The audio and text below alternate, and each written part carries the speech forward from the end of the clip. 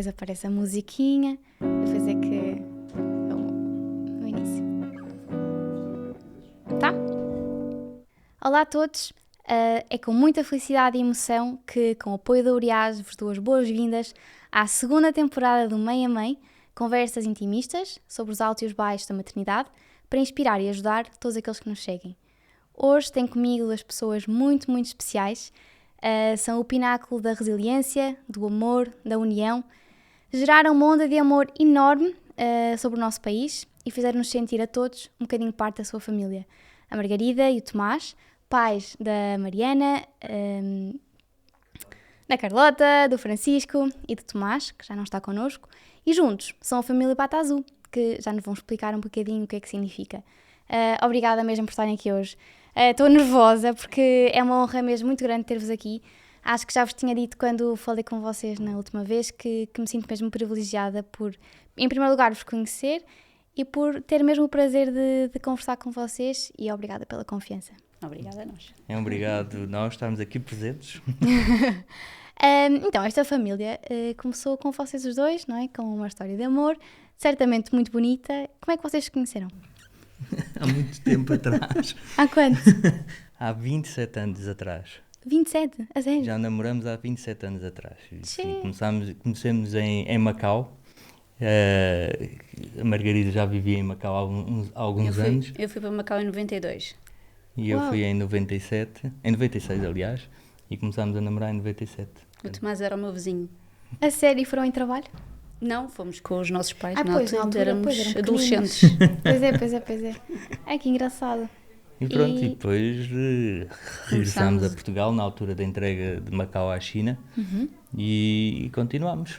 É verdade. E depois casámos em 2009 e depois o começaram a Tomazinho nascer os pirrolhos em 2011, 2013, 2016, 2019. Muito bem, acertaste em Meu todos. Deus. E já voltaram a Macau juntos? Já. Já. Já. Voltámos em 2017. Fomos lá do Lua de Mel. Sim, também em Lua de Mel, quando fomos em 2009. E depois fomos em 2017 e Macau está completamente diferente. Portanto, já não é a mesma O vosso Macau? cidade que nós conhecíamos e está mais desenvolvida, com mais prédios, mais casinos. hotéis, casinos, etc. Portanto, bastante diferente. Mas a zona histórica e a zona antiga continua igual.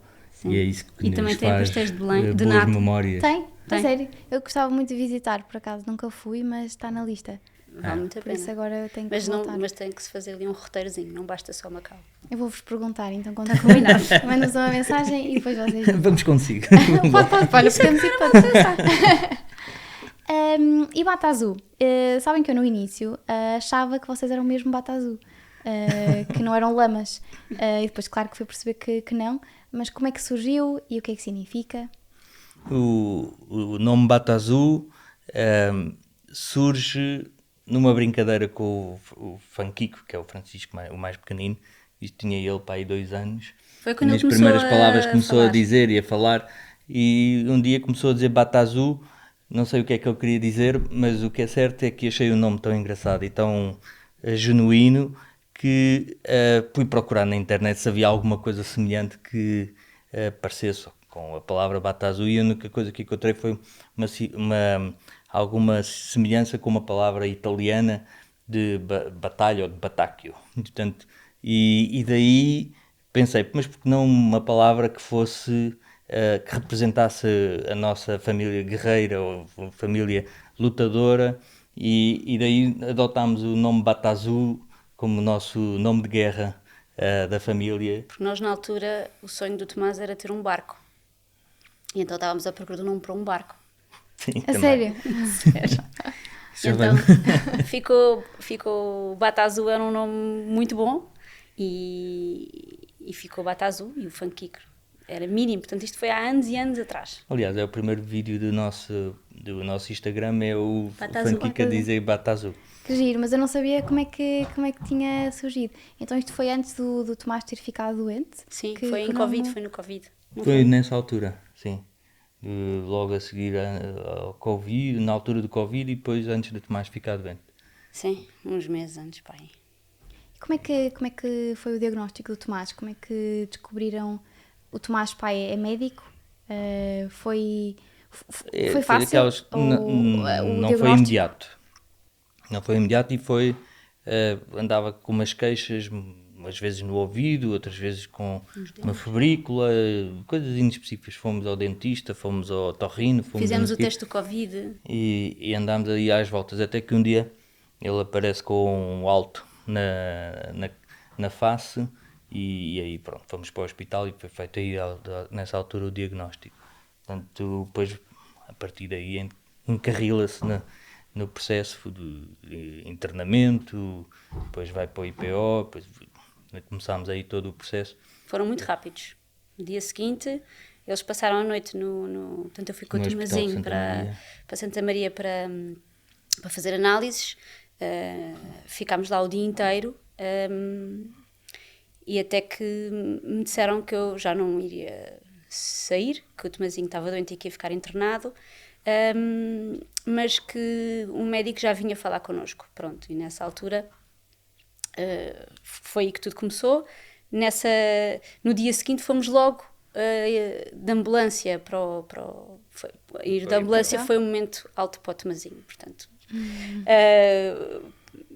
Para o IPO e começou logo os tratamentos E nós começámos nessa altura com uma brincadeira com ele, que era, como andávamos de hospital em hospital, começámos com uma brincadeira que é uma forma de o distrair e de tornar o internamento mais divertido, foi de classificar o tipo de camas que os hospitais tinham. A sério? E começámos a dizer, esta cama aqui na urgência de Santa Maria tem os botões, levanta, faz tudo automático, tem monitores, tem tudo. Eu fiz uma lista Excel com as camas melhores. Começámos a brincar, depois chegámos ao IPO, ficámos numa cama que já não menos tinha boa, botões. já era manual, etc. Portanto, começámos logo a versão fazer aí anterior. o campeonato das camas dos hospitais. Não, Portanto, e até os próprios médicos já brincavam com a situação. Que giro. Sim, tentámos sempre que a doença não pesasse no nosso dia-a-dia e na nossa forma de ver as coisas. Olha, vamos de ambulância para o hospital, que espetáculo. As camas têm botões, reclina, baixa, não sei o quê, é espetacular. Então, e dormiste bem? Hoje dormiste bem? Então, mas porquê? Porque a colcha era muito pesada. Então, eu percebi que ele dormia mais confortável com uma manta pesada, mandei vir uma manta pesada e a manta pesada viajou connosco para todo o lado onde ele andou a fazer tratamentos. Portanto, isso foi uma coisa que também me marcou. E era intrínseco essa forma que vocês... porque eu acho que, honestamente, acho que é das coisas mais especiais que vocês têm enquanto pais, que passaram para nós, era a forma positiva com que lidaram com... Claro que momentos horríveis e maus existiram de certeza, mas a forma positiva com que lidaram com essas situações é mesmo bonita. Era intrínseco ou vocês pensaram nisso... ou sempre foram assim? Acho que sai de nós um pouco, sai não é? de nós, e eu acho que a personalidade do Tomás também era muito receptiva a esse tipo de brincadeira. E ele era um miúdo muito resiliente. As coisas más, obviamente que ele sofreu muito, houve momentos difíceis, mas que de alguma maneira nós conseguíamos arranjar uma solução alternativa, uma forma de minimizar o sofrimento, e quando percebemos que isso era bom para ele, E para nós?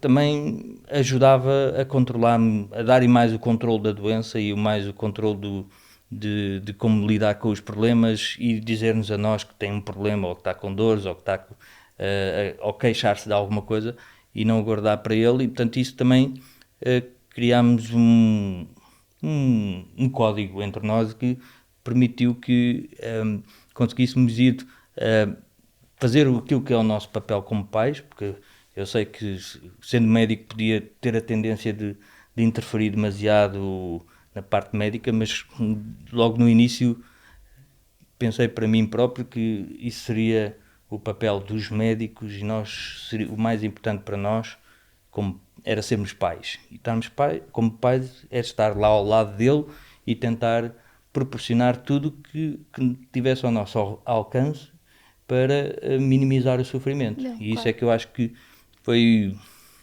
Obviamente que o facto de ter algum conhecimento médico podia alguns detalhes de discutir melhor quando é que podia dar ou não dar um Benuron ou uma coisa Claro. assim, mas aquilo que nós queríamos era funcionar como pais e tentar satisfazer os desejos e minimizar o sofrimento. E que a doença não pesasse, que ele não sentisse que ele tinha algo muito grave em cima dele, porque isso permitiria que ele fosse um miúdo feliz, não é? E o objetivo de todos os pais é que as crianças sejam felizes, e conseguimos que ele fosse feliz e que os irmãos também lidassem com a doença de uma forma mais leve. Todos tinham saudades, porque os internamentos eram prolongados, nós alternávamos, era difícil ver a família, eu internada com o Tomazinho, e eles estarem a jantar.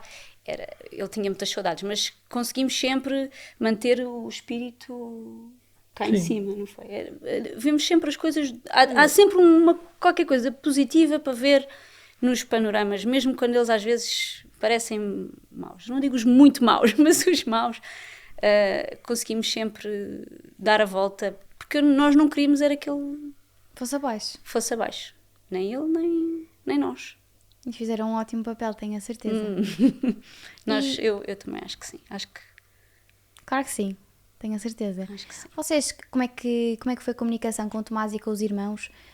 Ele sempre soube o Tomás, quando foi diagnosticado, tinha 11 ou 12 anos? Tinha 11, não 10 anos. 10. Tinha 10, estava na 4ª 10 classe. anos. Acabadinho de voltar do Covid. Radiante para voltar para a escola. Pronto, lá E como é que foi? Ele sempre soube que estava doente? Sempre soube tudo? Nós explicámos de uma forma... Tu explicaste. Tu fizeste o primeiro internamento. Explicámos a doença e usámos alguns exemplos. Um dos exemplos muito úteis é aqueles desenhos animados muito antigos que era Uma Vez a Vida. Não conheço. Que estão no YouTube. E depois Tenho que ver. Nós víamos quando éramos miúdos. E que tem as células do sangue e que explica muito bem o que era uma leucemia, e isso ajudou a explicar de uma certa, dentro da linguagem para uma criança de 10 anos perceber, porque ele já tinha estudado parte do corpo humano e portanto ele gostava muito da área de ciências e portanto não foi difícil explicar essa parte da doença. E depois como é que a doença ia condicionar a vida dele, portanto no fundo era ele não está doente. Aquilo que nós quisemos incutir foi que uma coisa é o Tomás, outra coisa é a doença, e a doença tem um tratamento e que temos que fazer esse tratamento para tratar a doença e não o doente. Tu não estás doente, tu tens uma doença e estás a ser tratado. Pronto, e foi sempre essa a nossa postura.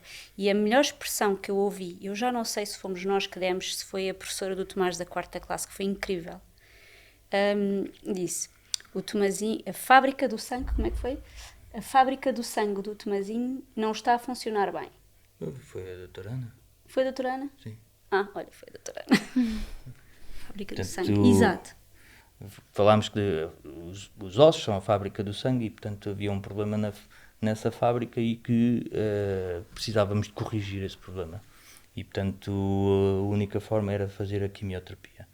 Pronto, e depois, durante os vários processos de quimioterapia, houve várias complicações e, portanto, tentámos sempre minimizar.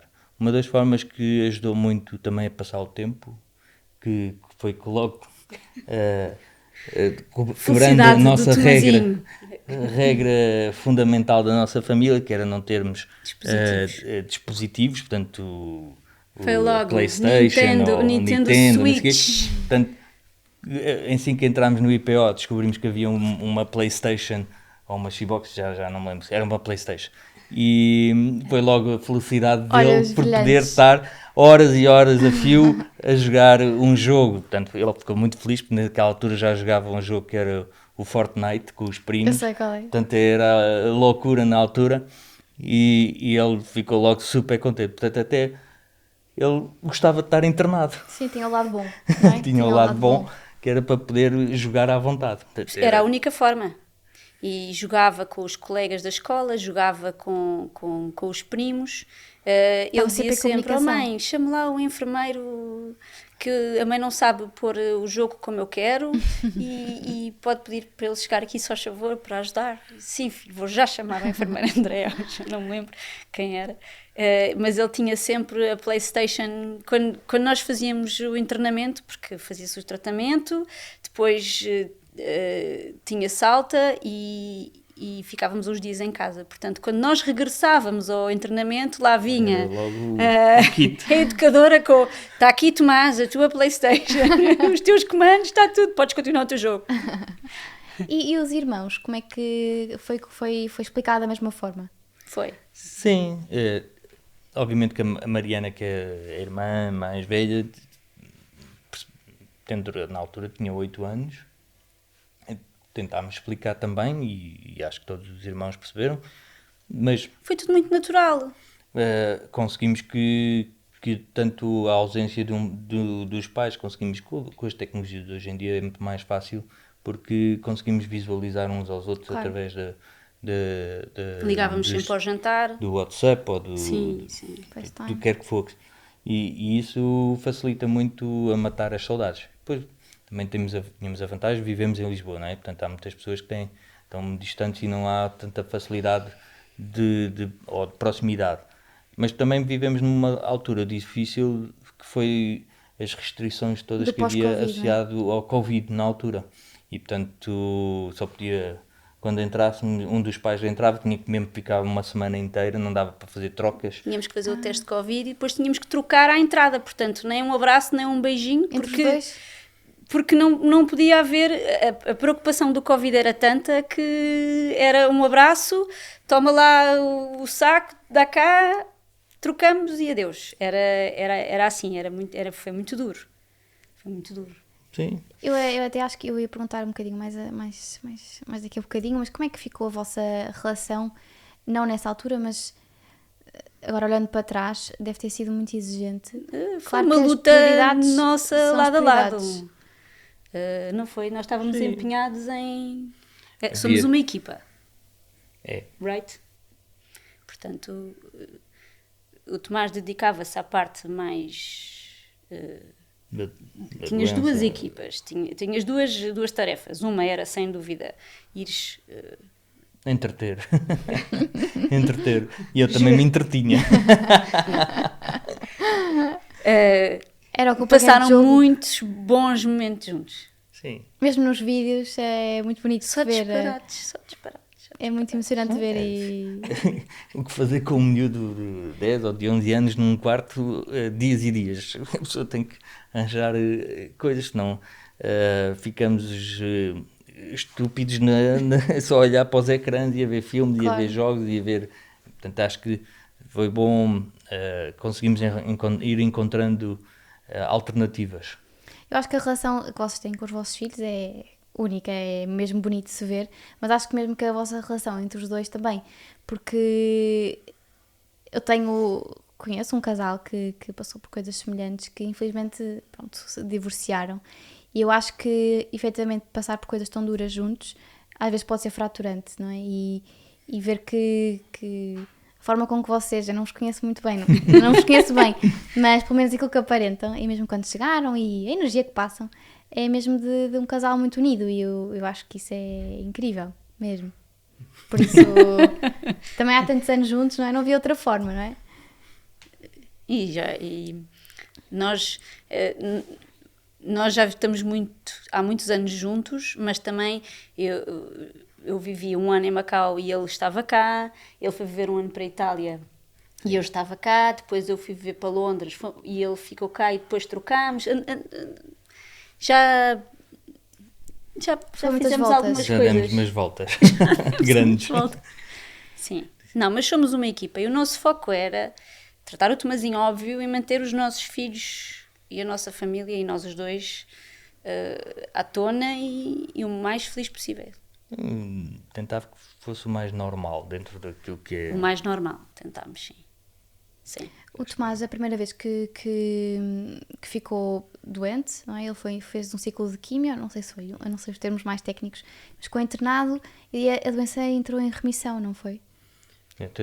Nós entramos em abril e a quimioterapia, as várias sessões que fizemos terminaram por volta de outubro. E depois foi fazer os check-ups, verificar que estava realmente em remissão. E, portanto, tudo apontava nessa altura que andava em remissão. Todos os exames pós-quimio que foram feitos, os resultados eram sempre muito bons. E pronto, depois no ano seguinte, em fevereiro, aí é que foi as más notícias, e que havia recaída. A partir daí foi planear o plano B, começámos a preparar as coisas para transplante. Tivemos uma excelente notícia que foi que a Mariana era 100% compatível com o Tomás. 3 filhos, os outros 3 filhos, a mais hipocondríaca e com mais medo de agulhas. É que foi compatível. Sim, mas foi super corajosa. foi super corajosa. E colaborou. Porque a consulta de introdução ao tema não é uma consulta fácil. Como é que é? É uma consulta em que explicam tudo a uma criança na altura de 9 anos, dizer, olha, vais fazer isto, vais fazer aquilo, vão-te pôr uma agulha e para tirar isto. Depois no fim explicam que pode ser anestesiada e pode escolher o método de anestesia. Ela receosa, mas óbvio que... Logo aquela pessoa que tem mais medo de agulhas, de ser... Um teste de Covid com a Mariana era um verdadeiro pesadelo, ouvia-se no pavilhão inteiro. Mas enfim, ela depois começou a ser mais... E sentiu-se muito orgulhosa, não foi? Sim. Estava muito orgulhosa. E depois as coisas não evoluíram bem porque a doença começou a acelerar. Mas aí o plano era fazer quimio e depois, quando ele a doença abrandar-se, fazer quimio, induzir a remissão outra vez e depois ir para transplante. Ok. E as coisas não correram bem e aí é que começámos a ver que as coisas não estavam a correr bem e não tínhamos opções. E aí Isso foi dito pelo IPO, que não haviam opções? Sim. Nessa altura, sim. A doença tinha avançado muito e aqui as coisas começam, quando começamos já a doença é rara e depois quando a doença não responde torna-se ainda mais difícil de saber quais são as várias opções que existem terapêuticas ou de soluções, porque depois a partir dessa altura o único objetivo é conseguir a remissão para ir para transplante.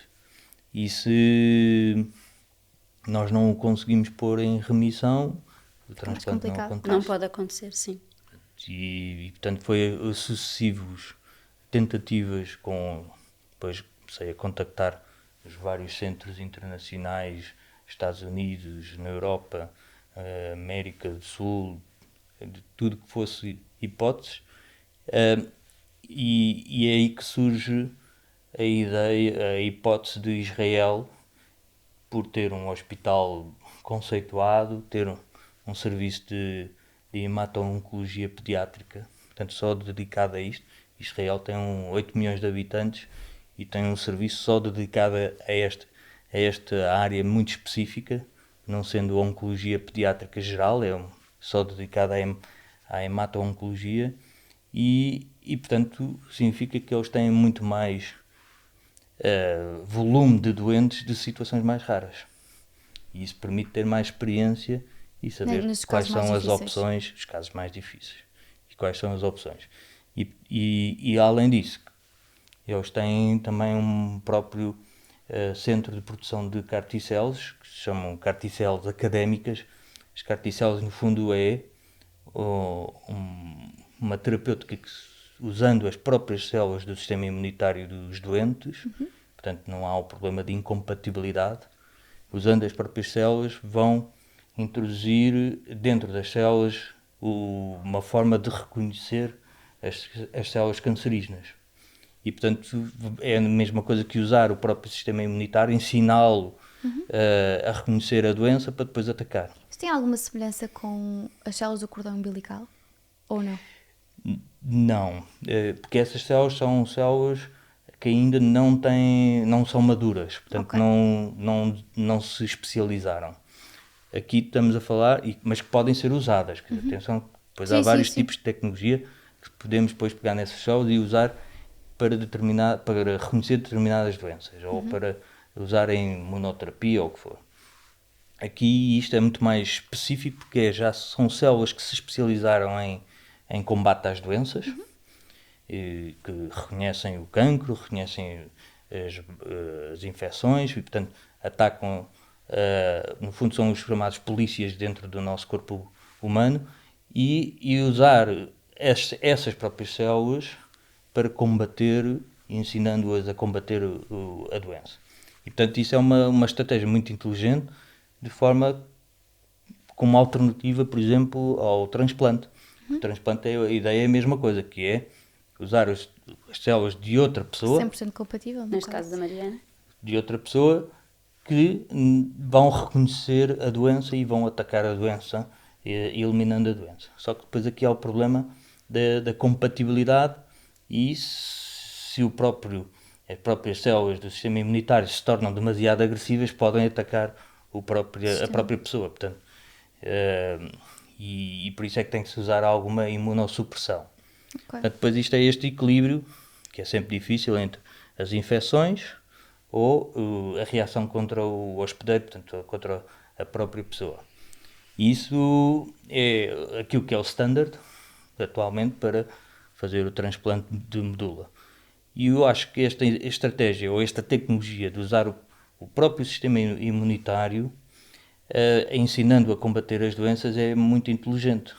E por isso é que nós agora queremos promover esse movimento, queremos conseguir financiar de alguma maneira com algum dinheiro que foi angariado na campanha, de forma a que isso depois também seja uma realidade para as crianças em Portugal, que tenham a doença como a leucemia. Neste momento ainda não importa qual tipo de leucemia, porque o nosso vídeo era a leucemia mieloide, mas atualmente só existe uma carticela aprovada para a leucemia linfoblástica Em Portugal? para crianças, em Portugal.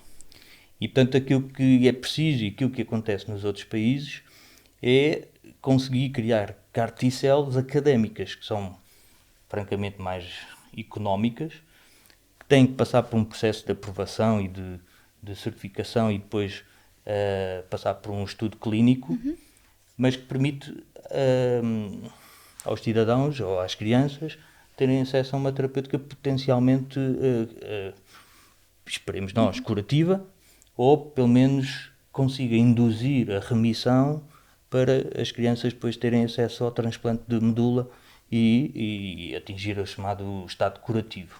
Não é? Portanto, é toda esta estratégia que nós queremos promover, e por isso aproveito para dizer que já conseguimos organizar, juntamente com a Associação Portuguesa contra a Leucemia, uma conferência no dia 23 de março, exatamente com o intuito de trazer pessoas sobre a área, tanto nacionais como internacionais, e promover a discussão e eventualmente encontrar soluções que possam em Portugal começar a ser uma realidade, a ter carticelos, não só aquelas que são comerciais, mas outras carticelas. Eu acho isso incrível e acho que uma dúvida que eu tenho foi todo o Tomás, a sua especialidade é Medicina intensiva. não é? Ou seja, essa informação que o Tomás tem, não é? E é quase agora um especialista no tema, foi porque o seu filho estava doente. Acha que o tratamento que encontrou, acha que se não fosse médico teria sido tão fácil ter chegado aí e ter levado o Tomás tão longe? Vou pôr as coisas da seguinte maneira. Antes de mim, antes de termos encontrado a solução em Israel e usar as carticelas, apenas havia um português que tinha ido a Israel fazer o tratamento de carticelos. Também criança, pediátrico? Não, já adolescente. Ok. E portanto, e não era da área da saúde. E o que eu quero dizer com isto é que não significa que o facto de ser médico, não sei, o facto de não ser médico seria impossível, porque é possível. Custa, se calhar é muito mais, ou é mais difícil de conseguir filtrar a informação e conseguir perceber o que é relevante e saber onde procurar, não é? E saber onde procurar. Eu acho que isso é muito difícil. Mas as pessoas conseguem. Claro que sim. Eles conseguem e nós vimos. E portanto, o que eu acho que é mais importante no futuro, usando este exemplo, é, se calhar faz falta no Sistema Nacional de Saúde mais informação para além do que é o que o Sistema Nacional de Saúde pode oferecer. O Sistema Nacional de Saúde ou qualquer entidade da saúde, seja privada ou pública, deve conseguir ter um sistema em que nós conseguimos termos este tipo de tecnologia, este tipo de serviço, mas se calhar haver um serviço extra para procurar soluções não só em Portugal, mas noutros sítios que possa trazer uma oportunidade. Claro. Israel, como é que vocês foram? Foram em agosto, não é? E foram todos. Fomos porque todos. No início o Tomás não teve que ficar internado, não é? É, porque depois de conversar muitas vezes com Israel, percebi que não íamos logo entrar dentro do hospital e eles faziam os exames todos e tudo acontecia. Portanto, aquilo que nós chegámos lá e ia acontecer consultas, iam fazer alguns exames. Portanto, isso era um processo que ainda ia demorar e também iam recolher células, porque eles, antes de produzir as carticélulas, têm que se recolher o sangue dele, do doente, claro, para depois ir para o laboratório para começar a produzir as células, as carticélulas. Portanto, e nós, percebendo que havia esse período e estando os miúdos de férias, pensámos, por que não aproveitar... Irem todos em família. Irmos todos em família. Obviamente que tivemos o apoio do Estado, mas o apoio era só para o Tomás e para um pai. E, portanto, tudo o resto foi suportado por nós. Claro. Mas foi essencial para o Tomás. Para o Tomás e para os irmãos. E nós, obviamente, porque mantivemos a família unida, nós íamos de manhã, eu ia de manhã com o Tomás à consulta, aos exames, e chegávamos à hora do almoço. Almoçávamos juntos. E como Tel Aviv é uma cidade cosmopolita, à beira da praia. Feita para as pessoas desfrutarem da cidade. Há parques infantis maravilhosos. Estávamos perto da praia na altura, portanto podíamos ir para a praia a seguir ao almoço. Havia imenso para explorar e descobrir, embora tivesse um calor abrasador. Havia muito que fazer. Não foi? Era uma cidade muito bem preparada para crianças. E não só... E para os adultos, porque tu tinhas os parques infantis, que eram uma coisa de sonho, e tinhas ao lado o lugar para os pais poderem fazer exercício físico. Sério? E nós... E tinha a zona dos cãezinhos. Sim, todas as famílias, estava preparado para todas as famílias. Para todo tipo de famílias. Como fossem, os parques infantis eram enormes e estavam preparados para cada idade.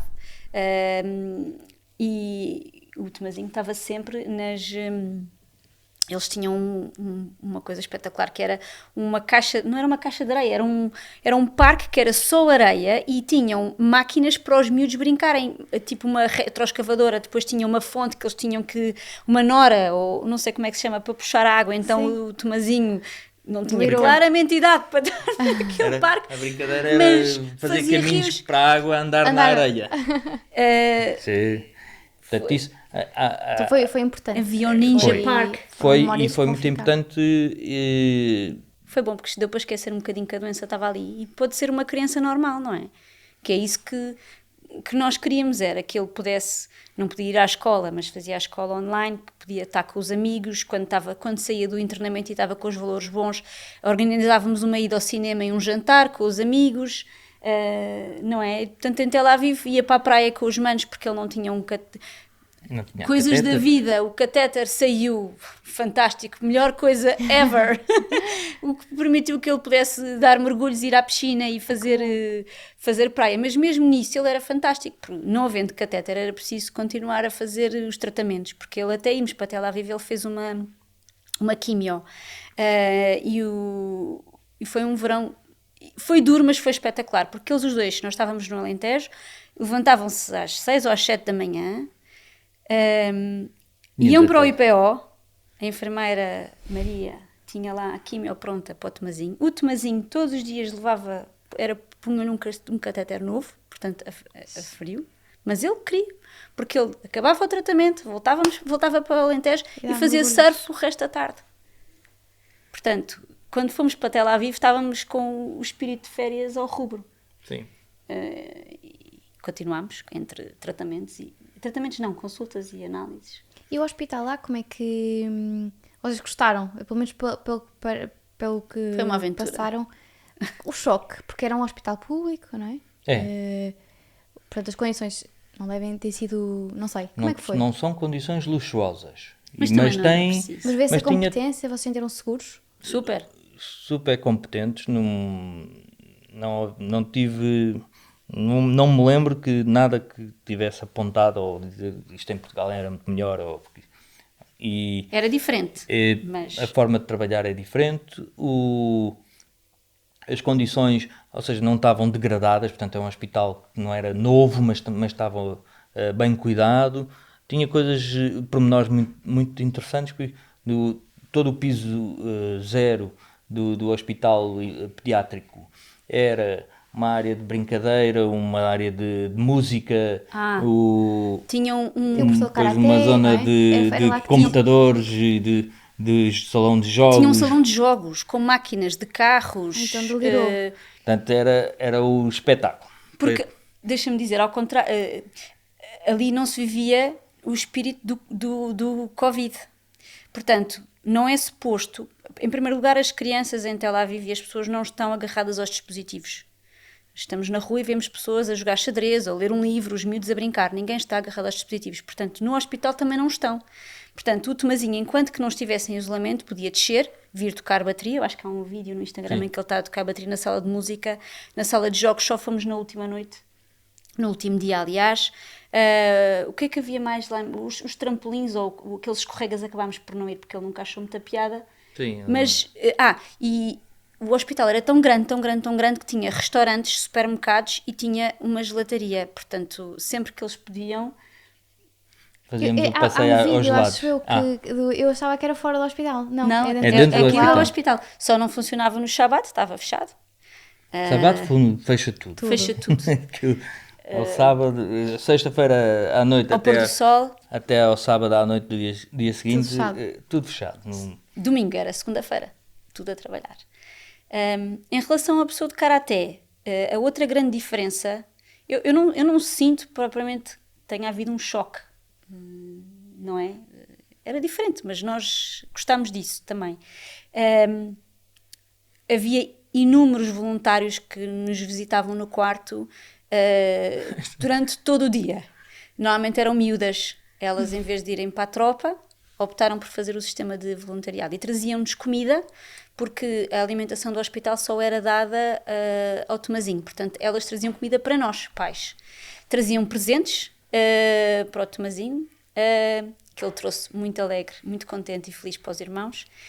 E a coisa mais engraçada para mim era quando as voluntárias entravam no quarto para brincar com o Tomazinho, mas o Tomazinho sentia-se muito envergonhado e não queria brincar com elas, queria jogar, óbvio, não é? E elas diziam sempre: Tomás, we love you, I love you, e eu ficava envergonhadíssimo. E dentro destas pessoas, destes voluntários, havia o tal professor de karaté, que eu não me cruzei com ele. Mas isso ele no fundo andava nos quartos de várias crianças e aquilo que ele queria como voluntário, queria proporcionar alguns ensinamentos. Uma das coisas que Úteis, ele sim. tentou ensinar ao Tomás, mas ele não lhe ligou nenhuma, que era usar a respiração para controlar a dor. E Eu acho que para... até há um vídeo que o Tomás está assim meio a gozar, não é? Assim, eu lembro. Ele estava meio envergonhado.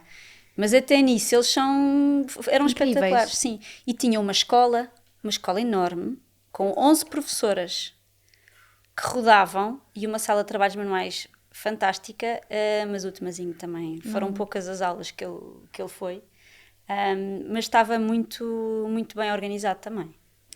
E como é que depois em Israel foi rápido perceber que as células de Israel, Isso foi já cá. Ou foi seja, aqui, vocês regressaram? portanto, Não, primeiro, deixa só contar. Nós percebemos, ele fez portanto, às tantas eu venho cá trazer as miúdas a Lisboa e volto para o primeiro dia de tratamento das CAR-T6. Não sei quanto tempo é que nós tivemos, se foi uma semana, se foi mais, mas correu bem a introdução das CAR-T6. Ele não teve grandes efeitos adversos, portanto correu bem e teve alta e viemos para casa. Em Tel Aviv e fomos fazer uma viagem. Tivemos o ok do Dr. Elad que ele estava em remissão e resolvemos ir passear um bocadinho porque não podíamos viajar, apanhar um voo para Lisboa de imediato. E eu lembro-me porque é que não podíamos apanhar um voo? Aquilo que foi feito foi, à medida que íamos fazendo uma série de exames depois do tratamento de CAR-T-cells, para verificar que estava em remissão completa, portanto fez PET scan, repetiu o medulograma, portanto uma série de exames, havia vários indicadores que estavam a dizer que não havia evidência de doença. E portanto aquilo que fizemos foi programarmos o nosso regresso com o IPO, e antes de regressar aproveitámos e fomos uma visita relâmpago ao sul de Israel. Os três. Os três. Mas aquilo que eu queria dizer foi, nós que tivemos, o Tomás era uma criança muito mexida, muito energético, e à medida que o tempo foi passando, ele voltou a ser aquela criança, eu não queria dizer incansável, mas imparável. E eu já estava a pensar, meu Deus, voltámos a ter o nosso Tomazinho de volta. E fomos e estávamos radiantes, obviamente, não é? Fomos à Jordânia e fomos a Petra. E eu estava zangada com o Tomás, porque o Tomás queria que nós fôssemos até lá acima, subir os 700 ou 800 graus que sobe no calor. Eu disse, Tomás, eu não consigo, isto é...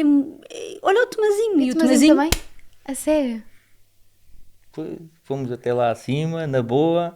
E aí... Eu depois vim para o hotel, descemos, voltámos a descer os 700 graus outra vez e ainda era uma hora a pé para chegar ao hotel, porque aquilo faz-se um percurso a pé ainda é bastante longo, e eu disse ao Tomás, eu estou de rastos, eu quero ir descansar. O Tomazinho estava cheio de pica, ainda foi um bocadinho para a piscina, e ele foi explorar o resto de Petra.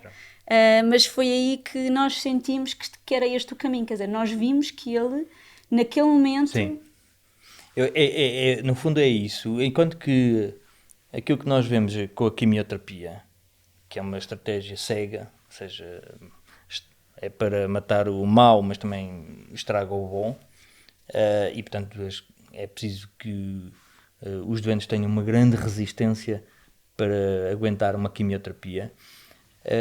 O tratamento com CAR-T-cells é cirúrgico, ou seja, vai atacar só apenas o que é mau, não é? E obviamente que é uma tecnologia que tem que ser ainda melhorada e porque ainda tem alguns efeitos adversos e tem ainda muitos mecanismos em que não tem uma eficácia, porque as doenças são inteligentes, gostam de encontrar sempre uma maneira de escapar ao tratamento e portanto... aquilo que vimos com o Tomazinho foi, depois de um tratamento de CAR-T-cells, apesar da doença ser muito agressiva, ele ficou quase como o Tomás sem doença. E, portanto, essa percepção, essa sensação foi tão boa e tão uma reação tão boa para nós, porque vimos exatamente O que era suposto vermos. o tratamento a funcionar e ver que agora temos aqui para transplante para que isto fique bem. Infelizmente, aquilo que a carticel que foi utilizada é uma carticel que podia ter funcionado muito bem, mas no caso da doença das leucemias mieloides, as células têm vários tipos de células, portanto não são todas iguais, e fez com que a carticel conseguiu eliminar um grande grupo de células, mas houve um outro grupo de células que não era sensível a essa carticel, e portanto que é o chamado mecanismo de escape. E portanto, quando nós regressámos a Portugal, infelizmente voltámos a repetir os exames todos e o processo de transplante demorou. Isto eu digo demorou, que não é justo, mas dado que o processo para o transplante em Portugal é feito de uma maneira, que é a forma como funciona aqui em Portugal, mas noutros centros, nos centros mais como do Israel, assim que o indivíduo entra em remissão, programam o transplante para a semana seguinte. Aliás, eles perguntaram-nos. E, portanto, essa situação não correu bem. E, portanto, dado que é uma doença muito agressiva, a velocidade que também, quando recai, aparece mais depressa e dando menos tempo de oportunidade de entrar a fazer o transplante. E havia forma de fazerem em Israel? Ou aqui o Sistema Nacional de Saúde? Não iria participar, não. Claro. Porque ele foi fazer carticel em Israel porque não existe em Portugal. Não é? Okay. O apoio que o Estado dá é com base em tratamentos que não existem em Portugal. Okay.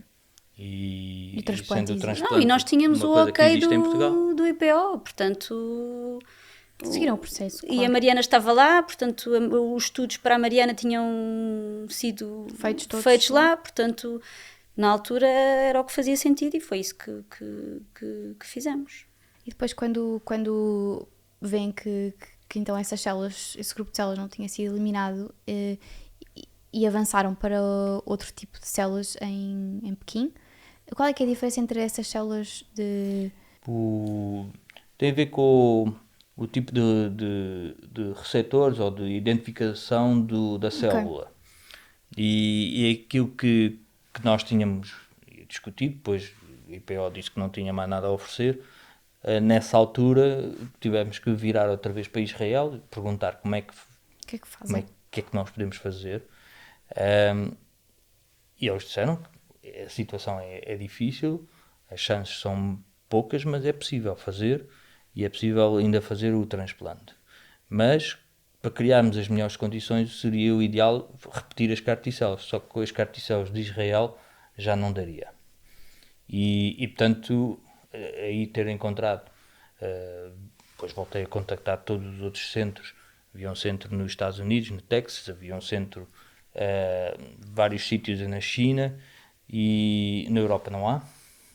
Para as leucemias mieloides não há qualquer carticel a ser estudada, ou em estudo clínico, e portanto os Estados Unidos levaram muito tempo a responder, ou acabaram por não responder, pois isto tem regras muito específicas para se entrar num estudo clínico.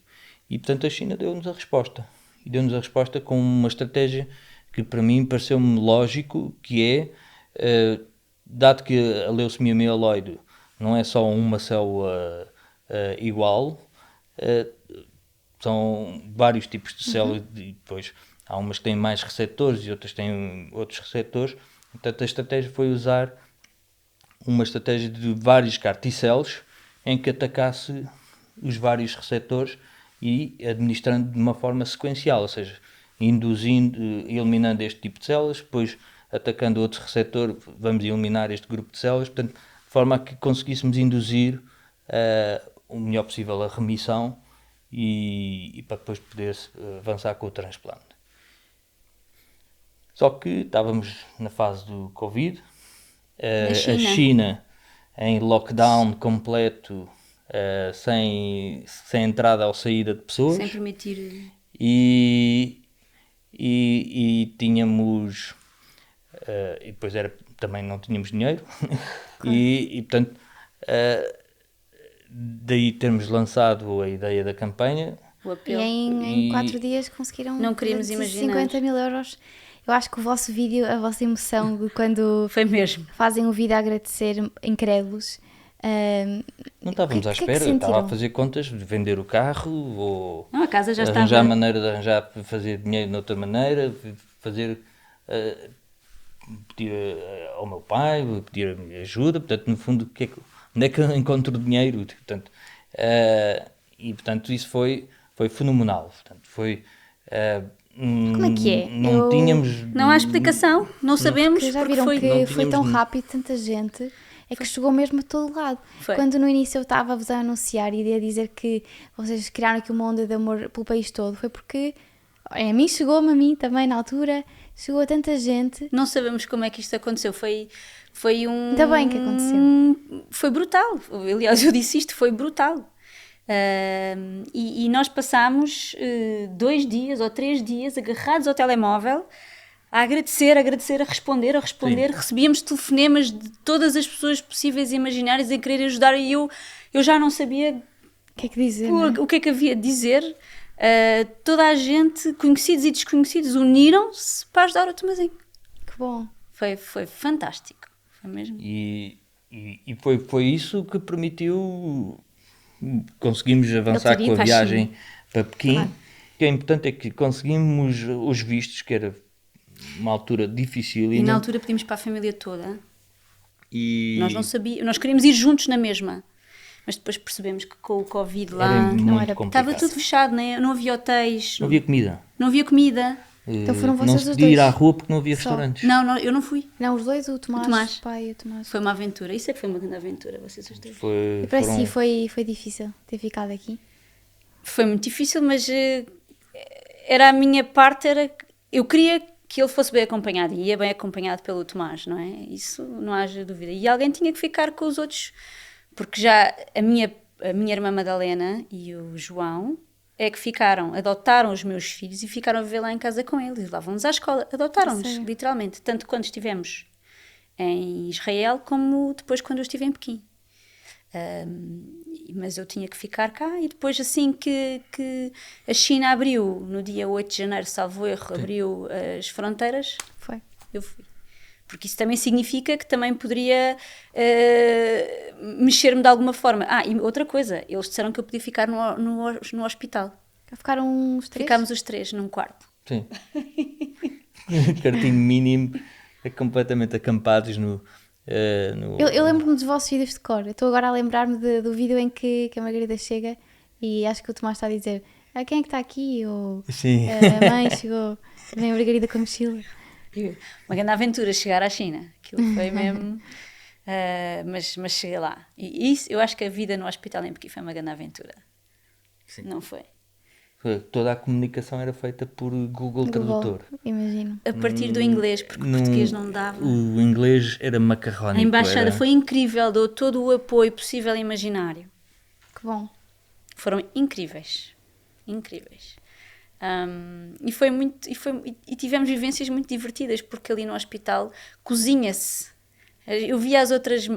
as famílias não estão sozinhas, estão as famílias, portanto, uma mãe com uma avó, ou um casal com a criança. É fantástico. Aqui em Portugal isso não é possível. Não é possível.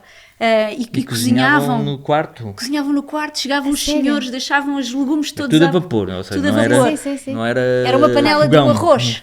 Mas mesmo assim, engraçado. Era muito, muito engraçado. Depois tínhamos uma copa e eu ia lavar a louça do jantar e etc. E cruzava-me lá com as outras senhoras e elas olhavam todas assim muito para mim e perguntavam-me o que é que eu estava ali a fazer e eu não te consigo explicar, tu não vais perceber. A comunicação com as enfermeiras também era muito engraçada. É uma forma de trabalhar completamente diferente. Sim. Foi muito engraçado, foi muito interessante, gostei muito. super profissionais também, mas de uma forma Mas uma realidade completamente Sim. distinta, imagino. Sim. Como é que vocês gerem as saudades que os irmãos têm do Tomás? Não Com as muita vossas naturalidade. saudades, mas as saudades deles. Eles falam sobre isso? Nós falamos, e Muito. quase todos os dias. Aquela camisola, estás a ver essa camisola? O Tomazinho era conhecido como o Mama lá em casa. Estás a ver, o Mama gostou muito desse pijama. Hoje vamos comer salsichas alemãs, era só o maior desejo do Tomás. Eu acho que se formos falar com outras mães do IPO, todas elas vão falar em salsichas, vão ver. Portanto, comemos salsichas alemãs com frequência porque o Tomazinho gostava, fazemos programas que ele gostava, normalmente com muita adrenalina, que o Pai Tomás também gosta muito, e a Mana Carlota então de lira. Adoro. Portanto, no fundo, Queremos manter a memória, e eles lembram-se bem do Mama e do irmão, e queremos que eles não se esqueçam dele. Portanto, queremos que a memória seja boa E viva, não é? Que seja presente. Obviamente que há momentos de tristeza e de choro. que também e que não faz mal, está tudo bem, é mesmo assim. E, portanto, nós damos abracinhos, eles dão-nos abracinhos, portanto, isto... Ajudamos uns aos outros, mas é tudo com muita naturalidade. Eu vou-vos perguntar, se quiserem respondem, senão não respondem, mas vocês passam a vulnerabilidade aos vossos filhos? Acham que há um limite? Pensam nisso? Nós ensinamos uma coisa, não se desiste. Sim, mas aquilo que... Eu sei, mas podemos sentir-nos em baixo, não é? Sim, e eles E já é nos normal. viram quando nós estamos em baixo, Temos e a que primeira saber coisa que eles trabalhar fazem é vir dar com logo um relação- sim, abracinho. sim. E percebem, e Sim. obviamente que... Carlota vê logo e vem-me dar um abraço e não diz mais nada. E a Mariana também percebe e também chega e dá-nos um apertão. abracinho. Sim. Que bom. Não é? Portanto, o facto de nós, quando eles estão em baixo e fazemos a mesma coisa, e no fundo é a nossa forma de entendermos que há momentos tristes e há momentos felizes, e portanto faz com que eles também saibam como reagir e tentar ajudar os outros que somos nós, não é? Os pais, e dizer que, pronto, que estão lá presentes também para nós, como tal nós estamos para eles. Portanto, Sim. acho que Somos uma equipa. Again. é? Somos uma equipa. Sim, eu acho que isso... E os pais são reais, eu acho que isso é super importante, não é? Eu acho que Sim, os pais são muita pessoas naturalidade. reais, não é? Não, Preferimos não normal. esconder, porque eu acho Sim. que esconder é pior. Sim, mesmo para Não vocês há- também, não é? Sim, claro. Não, e é muito importante, como eles são crianças, também é importante perceber o que é que lhes vai na cabeça. E eu acho que eles estão a evoluir de uma forma muito boa, não é? Acho que eles estão tranquilos. Apesar de ser muito duro isto, eles estão bem. Em que medida é que acham que isto, o que aconteceu, vos mudou enquanto pais? Muda. Muda. Ficam- Prioridades? E uma das coisas que eu acho que fez com que também mudássemos um bocadinho a nossa atitude perante a vida e perante as coisas que fazemos no dia a dia é tentar aproveitar o máximo possível, não é? Porque e é isso que nós queremos, associar um bocadinho o momento da nossa tristeza e tentar fazermos algo que seja um programa que fosse aquilo que o nosso filho gostaria de fazer. Ou que gostava que nós fizéssemos, não é? E assim acho que conseguimos manter a memória dele, conseguimos ter um momento feliz e não associar a um momento de tristeza e é celebrá-lo. a forma de nós continuarmos a viver, porque a vida é assim, não dá. E sobretudo perceber que a vida é curta e dura e temos que aproveitar o máximo possível. É. O Tomás, no Covid, desapareceste. Sim. Foram estes últimos 3, 4 anos foram Estes 4 uma anos batalha. foram terríveis. Uma batalha. E realmente faz-nos perceber que tempo é família e tempo a nós os dois. Percebeste? Tempo a nós os dois. Que é importante. São importantes, sim. Porque é isso que depois, é aquilo que nós olhamos para o percurso que fizemos com o Tomazinho, todas as viagens que conseguimos fazer, foram mesmo a aposta certa. Irmos à Disney, que foi assim a loucura total. O Tomás, eu lembro-me que no primeiro verão do internamento conseguimos ir ao Algarve, eu e o Tomazinho ter com eles que estavam de férias, porque os manos tinham que continuar de férias, não é? Claro. O Tomás arranjou um penso gigante e então o Tomazinho escondeu o catéter por trás daquele penso e foi mergulhar com os golfinhos, quer dizer, foi... Que bom. Aí percebemos, e foi muito o Tomás que puxou por isso, porque eu só estava assim, ai meu Deus. Mas ele estava muito em baixo nessa fase também, foi difícil. Que a doença não nos pode Travar. controlar, sempre quando possível. Obviamente que às vezes não dá, mas Ai, eu acho que esta entrevista vai inspirar muita gente. Obrigada. esperemos que sim. Contem-me o que é que vai acontecer, já explicar um bocadinho, no dia 23 de março. Mas como é que nós podemos ajudar a espalhar a palavra, imagino. Gostávamos que todos, a conferência é direcionada para médicos E pessoal da saúde. da saúde. Mas aquilo que no público em geral, ou os pais das crianças, informem-se mais, e esta é uma forma de começarmos a divulgar pela comunidade científica e depois espalhar para a população em geral como um tratamento que é possível trazer para Portugal. E este é o primeiro passo. E vamos Falar sobre lançar ele e discuti-lo. esta ideia, e queremos que as pessoas saibam que há alternativas em Portugal no futuro breve, esperemos, para tratar a leucemia e outras doenças hematológicas. Sim. E aquilo que nós queremos é que as crianças tenham acesso a esta terapêutica. Sim. E portanto, como é que vamos divulgar isto?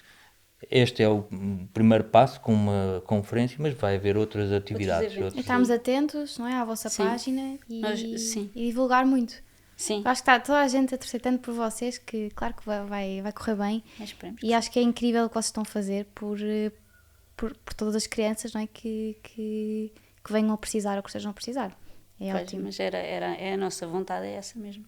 Obrigada. Obrigado nós. Tenho aqui um miminho que gostava muito de vos dar, que eu escolhi com a Uriás para a vossa família. E queria também dizer que lá em casa vamos ter um mega giveaway muito bom que está a decorrer o meu feed no Instagram com produtos da Uriás para toda a família, para os pais, para os bebês, e que é muito fácil participar. Podem participar até ao final desta temporada e pronto, e é isso. Eu gostava muito de vos dar este miminho. Ai, muito obrigada. E obrigada. Vou andar com a pele mais bonita agora. Ai, de certeza, certeza. E podemos abrir agora ou abrimos com os manos lá em casa? Não, podem abrir quando quiserem. Eu vou-me despedir. Obrigada por estarem connosco e por terem visto, e obrigada principalmente a vocês os dois por terem vindo e pela grande confiança. Mesmo, obrigada adorei. pelo convite. Obrigado. Podem abrir se quiserem.